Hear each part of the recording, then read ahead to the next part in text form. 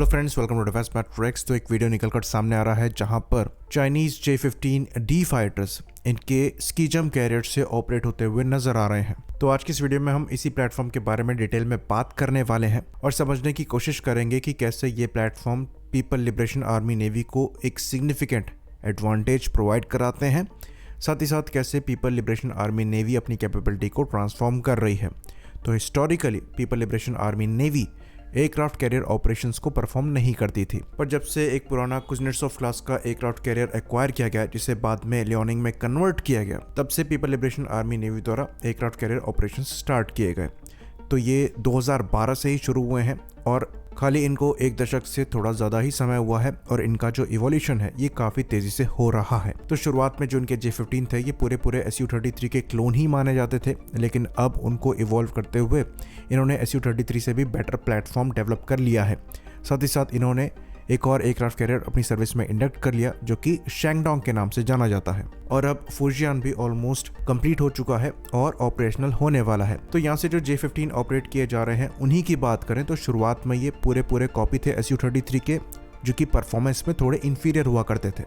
फिर बाद में इनका इवोल्यूशन हुआ, जो चाइनीज़ कंपोनेंट्स हैं उनके परसेंटेज को बढ़ाया गया इन प्लेटफॉर्म में। इवन जो इंजन है उसको रशियन AL-31 से चेंज करके WS-10B कर दिया गया। तो WS-10B अब एज अ स्टैंडर्ड यूज़ किए जाते हैं इन प्लेटफॉर्म पर। ऑल्दो इन इंजन्स को लेकर पास्ट में कुछ आर्टिकल्स आए हैं जो कि शोकेस करते हैं कि इनकी एफिशिएंसी पर अभी भी सवाल उठता है, पर फिर भी अगर हम यहाँ पर टाइम फ्रेम देखें तो बहुत ज़्यादा टाइम फ्रेम नहीं हुआ है इन प्लेटफॉर्म को डेवलप करके फ्लाई कराने में। तो इनका जो इवोल्यूशन है वो कांस्टेंट है। तो ये अज्यूम कर लेना कि अभी अगर इनकी परफॉर्मेंस कहीं पर लैग कर रही है तो फ्यूचर में भी करेगी, ये गलत होगा। कुछ ही दिनों पहले हमने J-15 के लेटेस्ट वर्जन की बात करी, जिसे J-15T कहा जाता है, जिसे कैटोबार लॉन्च कैपेबिलिटी के लिए डेवलप किया गया है। पर खाली वही मॉडिफिकेशन नहीं है, इस प्लेटफॉर्म में J-16 से AES से रडार बोरो किया गया है, एयर फ्रेम नया कर दिया गया है, स्टेल्थ कोटिंग दी गई है, latest missiles firing capability provide कराई गई है। तो ये पूरी तरीके से मॉडर्न फ्लैंकर है और ये अब ऑपरेशनल है, जैसा कि हमने कुछ ही दिनों पहले डिस्कस किया था।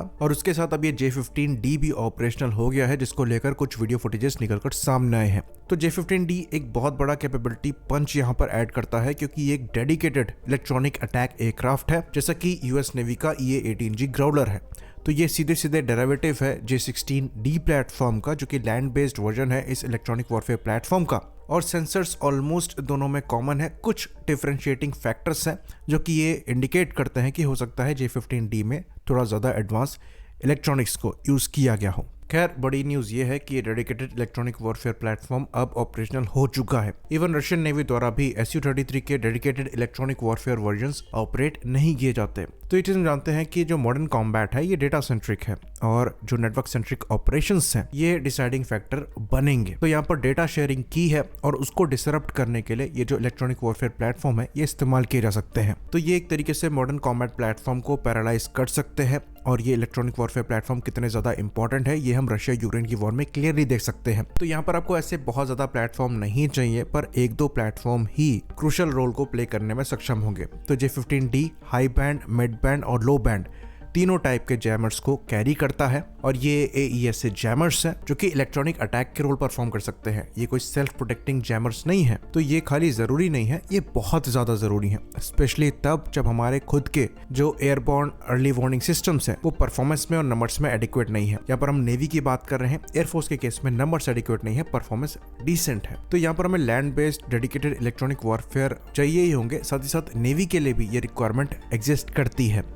एयरफोर्स के लिए यहाँ पर कुछ प्लान्स नजर आ रहे हैं, जिसके अंतर्गत Su-30 MKIs को इन प्लेटफॉर्म में कन्वर्ट किया जाएगा, पर नेवी के केस में ऐसा कोई भी प्लान आगे नहीं है। इवन जो लेटेस्ट रफाल हम प्रोक्योर कर रहे हैं वो भी डेडिकेटेड इलेक्ट्रॉनिक वॉरफेयर कॉन्फ़िगरेशन में नहीं आते हैं। उनके पास इंटरनल खुद के सेल्फ प्रोटेक्शन जैमर्स हैं, पर डेडिकेटेड इलेक्ट्रॉनिक अटैक के लिए नहीं है। तो बहुत ज़रूरी है कि इस डायरेक्शन में हम आगे बढ़ें और नेवी के लिए कम से कम जो MiG-29K ऑपरेशनल है उनको ऐसे रोल में कन्वर्ट करने की कोशिश करें। और यहाँ पर हम ओरिजिनल इक्विपमेंट मैन्युफैक्चरर, जो कि इस केस में MiG या फिर UAC है, उनकी मदद भी हम ले सकते हैं, क्योंकि रशियन नेवी को भी ऐसे प्लेटफॉर्म की रिक्वायरमेंट होगी। तो इंडिया को इस थ्रेट को भी सीरियसली देखना चाहिए और इसके काउंटर पर भी काम स्टार्ट कर देना चाहिए। आई होप इन्फॉर्मेशन यहाँ पर क्लियर रही हो। इसी बात पर इस वीडियो को हम खत्म करेंगे। लाइक करिए, सब्सक्राइब करिए। जय हिंद।